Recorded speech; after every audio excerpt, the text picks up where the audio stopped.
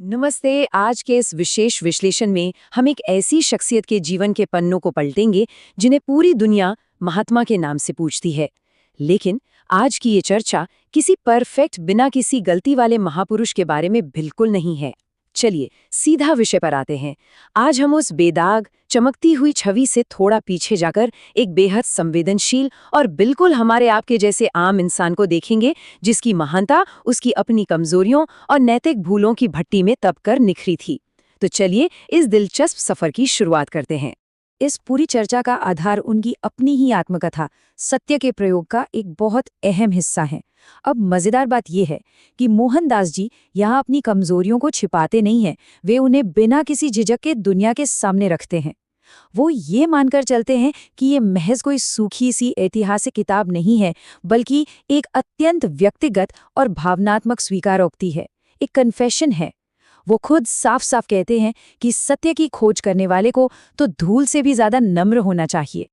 तो सबसे पहले बात करते हैं उनके बचपन और पारिवारिक मूल्यों की। जरा इस विरोधाभास को देखिए। एक तरफ हम उस विश्व वंदनीय महात्मा की जानी मानी छवि को देखते हैं और दूसरी ओर वो साधारण और काफी संकोची लड़का मोहनदास। सच कहूं तो बचपन में मोहनदास कोई बहुत निडर या साहसी बालक नहीं थे। वो तो भूतों से, चोरों से और सांपों के डर से घिरे रहते थे। अंधेरे में अकेले जाने की उनकी हिम्मत तक नहीं होती थी। सोचिए, ये साधारण सा डरपोक लड़का उस निडर महापुरुष से कितना अलग था जिसे आज पूरी दुनिया जानती है। और उस समय उनके घर का माहौल भी गजब के विरोधाभासों से भरा था। एक तरफ उनकी माता पुतलीबाई थी, जो इतनी गहरी आस्तिक थीं कि चतुर्मास के दौरान सूर्य नारायण के दर्शन किए बिना अन्न का एक दाना तक नहीं खाती थी, मतलब एकदम कठोर व्रत। लेकिन वहीं दूसरी ओर किशोर मोहनदास क्या कर रहे थे? वो अपनी माँ के इन कठोर व्रतों के बिल्कुल विपरीत छिप छिप कर मांस खाने की बगावत कर रहे थे। एक ही छत के नीचे पल रहे इन दो बिल्कुल अलग आचरणों के बीच का ये भारी तनाव समझना बहुत जरूरी है। अब आगे बढ़ते हैं उनके बाल विवाह और उससे जुड़े गहरे पछतावे की ओर। महज 13 साल की उम्र, जी हाँ, सिर्फ 13 साल की उम्र में मोहनदास का विवाह कस्तूरबाई से हो गया था। अपनी आत्मकथा में वो बड़ी ही बेबाकी से बताते हैं कि कैसे एक आदर्श पति बनने की उनकी चाहत देखते ही देखते एक अजीब सी अतार्किक ईर्ष्या में बदल गई। उन्होंने कई किताबों में पढ़ा था कि पत्नी को पति के प्रति वफादार होना चाहिए, और बस इस एक तरफा विचार ने उनके दिमाग पर ऐसा असर डाला कि वे अपनी ही पत्नी की हरेक गतिविधि पर रोक टोक लगाने वाले एक बेहद शक्की पति बन गए। इसके बाद आता है उनके भटकाव का दौर, जहां मांस और डर दोनों ने उन पर हावी होने की कोशिश की। उनके एक हट्टे कट्टे दोस्त ने उन्हें कुछ बड़े ही अजीब, लेकिन उस समय के हिसाब से बेहद असरदार तर्क दिए, जैसे कि अंग्रेज हम पर इसलिए राज करते हैं क्योंकि वो मांस खाते हैं, या फिर मांस खाने से बीमारियां छूमंतर हो जाती हैं और ये शरीर को लड़ने के लिए असीम ताकत देता है। अब शारीरिक रूप से कमजोर और भूत प्रेत से डरने वाले मोहनदास के मन पर इन बातों ने बड़ा गहरा असर किया। उन्हें लिटरली ये लगने लगा कि देश को आजाद कराने का बस एक ही रास्ता है, मांस खाना। और ये विचार बहुत ही जल्दी एक नाटकीय रूप ले बैठा।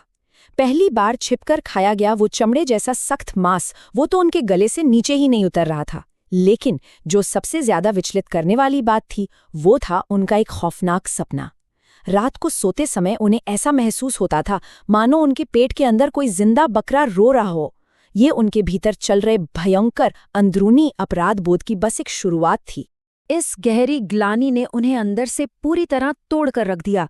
उन्हें यह गहराई से एहसास हुआ कि माता पिता से झूठ बोलना मांस न खाने से भी कई गुना ज्यादा बुरा है।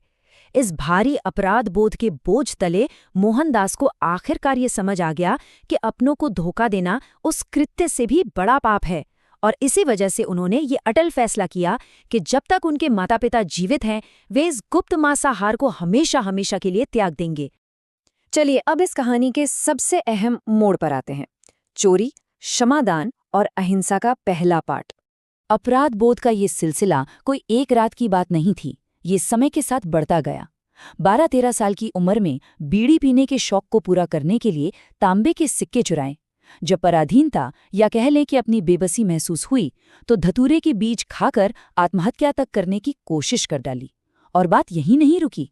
15 साल की उम्र में अपने भाई के 25 रुपए के कर्ज को चुकाने के लिए उन्होंने उनके सोने के कड़े में से एक छोटा सा टुकड़ा काटकर चुरा लिया।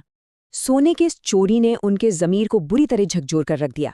अब उन्होंने सब कुछ कबूल करने का जो फैसला किया वो बिल्कुल भी आसान नहीं था। सोचिए, पहला कदम था एक चिट्ठी में अपना सारा दोष स्वीकार करना और खुद के लिए कठोर सजा मांगना। दूसरा कदम, वो चिट्ठी अपने बीमार बिस्तर पर पड़े पिता के हाथों में सीधे सौंपना।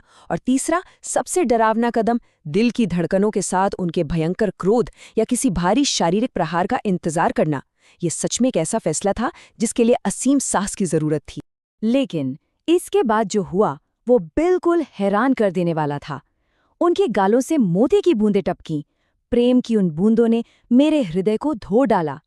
उनके पिता बिल्कुल नहीं चिल्लाए, उन्होंने कोई सजा नहीं दी, बल्कि उनकी उन खामोश दर्द भरे आंसुओं ने युवा मोहनदास के दिल को इतने गहरे तक भेदा जितना शायद दुनिया की कोई भी शारीरिक सजा कभी नहीं भेद सकती थी। और जानते हैं, यहीं से जन्म लेती है अहिंसा की वास्तविक परिभाषा। ये उनके लिए सिर्फ एक राजनीतिक विचार नहीं था, मोहनदास के लिए ये उनका सबसे पहला बिल्कुल व्यवहारिक सबक था। पिता की उस शांत क्षमा ने अपराधी के हृदय को पूरी तरह से बदलकर शुद्ध कर दिया था। शुद्ध अहिंसा का ये महान पाठ उन्होंने किसी किताब से नहीं, बल्कि उसी खामोश और दर्द भरे पल से सीखा था। अब हम इस चर्चा के अंतिम और सबसे दुखद अध्याय की ओर बढ़ते हैं, पिता की मृत्यु और एक दोहरी शर्म। 16 वर्ष की उम्र में मोहनदास के सामने एक बहुत ही दर्दनाक विरोधाभास खड़ा था। वे अपने बीमार पिता की दिन रात किसी समर्पित नर्स की तरह सेवा करते थे, लेकिन एक आज्ञाकारी पुत्र के सेवा के साथ साथ उनके भीतर अपनी युवावस्था की शारीरिक वासना का भी भयंकर द्वंद्व चल रहा था। मतलब पिता के पैर दबाते हुए भी उनका मन लगातार अपने शयन कक्ष और पत्नी की ओर भटकता रहता था। और फिर वो दुर्भाग्यपूर्ण रात आ ही गई। देर रात का वक्त था, मोहनदास पिता के पैर दबा रहे थे। जैसे ही उनके चाचा ने आकर उन्हें आराम करने को कहा, वे वहां से सीधे अपनी पत्नी के पास बेडरूम की ओर दौड़े। लेकिन कुछ ही मिनटों बाद नौकर ने दरवाज़ा खटखटाकर ये मनहूस खबर दी कि उनके पिता नहीं रहे।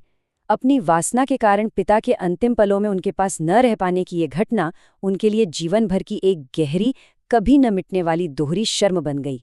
तो अब ये सवाल उठता है, महात्मा गांधी का वो महान अनुशासन जिसने आगे चलकर पूरे के पूरे ब्रिटिश साम्राज्य की नींव हिला दी, क्या वो किसी जन्मजात पूर्णता की देन था?